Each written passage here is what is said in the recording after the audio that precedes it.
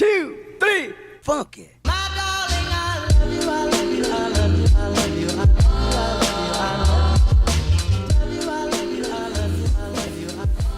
up guys, this is Myson from MTech Reviews.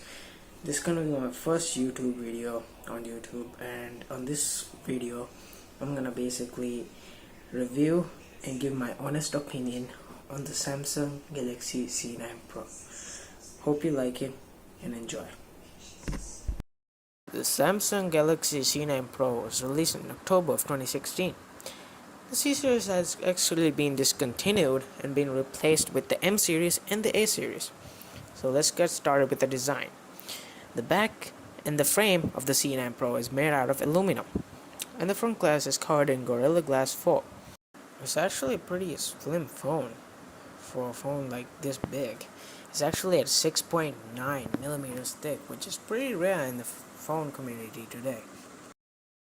The Samsung Galaxy C9 Pro actually has a Type-C port at the bottom, which supports 18-watt fast charging, and a headphone jack, which is always welcome in the phone. And it also has a micro SD card support if you need that extra storage, and it also has support for dual SIM. It also has stereo speakers, which is actually pretty good and produces a decently loud and clear tones. You might be able to block the bottom speaker though, but the top speaker can also produce a decent sound as well in those scenarios. But what I found was that the bottom speaker is way louder than the top speaker, which is kind of confusing. Now let's move on to the screen of the C9 Pro. The screen on the C9 Pro is actually a 1080p Super AMOLED display with a resolution of 1080 by 1920 with a pixel density of 367 pixels per inch.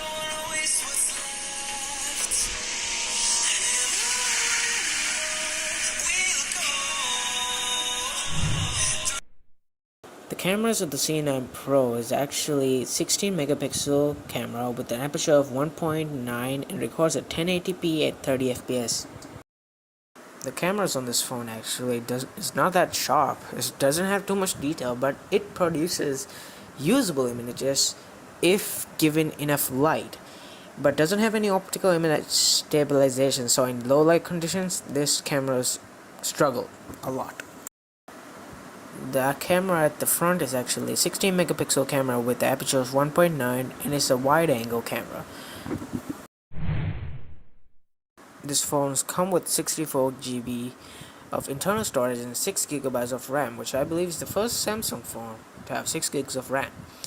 And it's powered by the Qualcomm Snapdragon 653, a 28 nanometer processor with Adreno 510.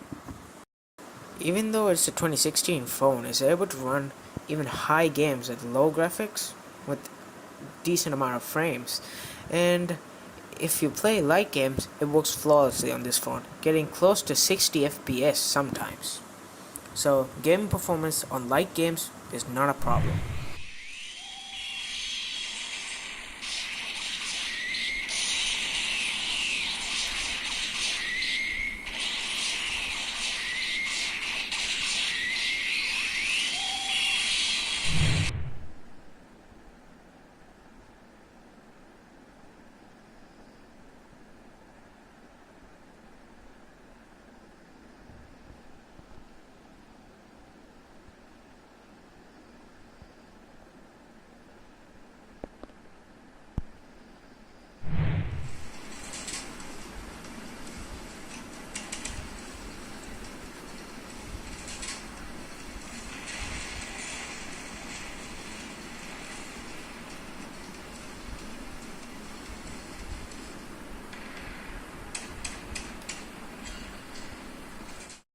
Powering the Samsung Galaxy C9 Pro is the 4000 mAh battery in a form factor that's 6.9 millimeters thin.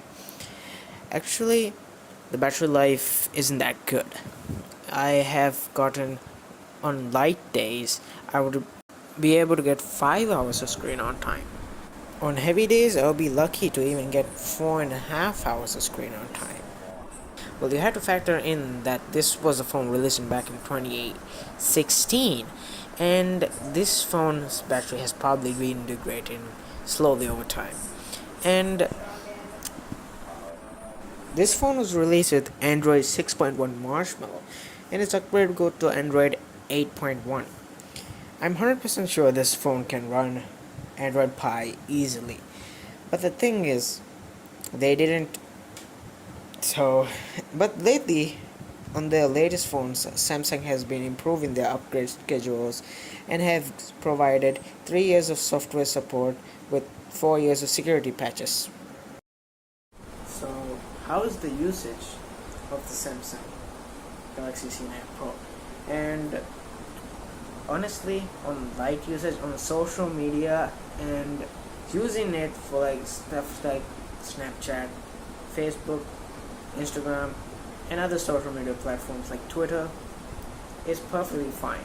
Talking to friends and family far away, especially during these days when we are all separated by COVID-19. So it's actually pretty good. It's actually a pretty good phone if you have to factor in that it's an old phone from 2016. With that in mind, should you buy Samsung Galaxy C9 Pro in 2021? No.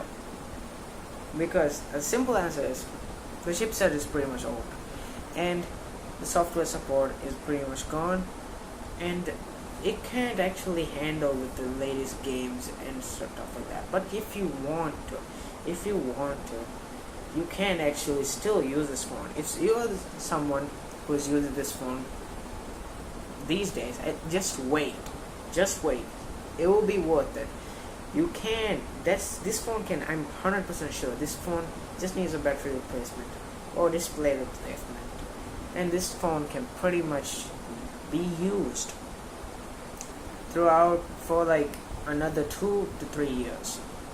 And with that, I wouldn't recommend this phone at the moment. Just buy. There are chipsets which are way better and more efficient at this price. At this phone's price, I'm pretty sure it's pretty cheap these days. You can find it on eBay. I'm 100% sure. But I would recommend you going for one of the latest phones with the latest software and the better hardware, and if you want more storage or a bigger screen to body ratio or a bigger battery. With that, I hope this video helped you in some way, and talk to you guys later.